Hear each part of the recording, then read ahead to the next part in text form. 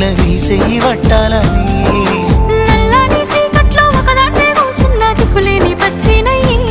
బావా నువ్వెప్పుడొస్తావని ఏళ్ళైపోతుండే పిల్ల ఎన్నెలొచ్చింది మన బతుకులా ఏలైపోతుండే పిల్ల ఏలు వట్టంగా వస్తున్నాయా ఇన్నాళ్ళ ఎడబాటు ఎడవాసిపోతుందిలే ఈ సీనయ్య గుండున్నదే సినదారా నీ కోసము ఈ దూరాన్ని చెరుపుతూ తీరాల తెగిరింది అందాల ఈ మానము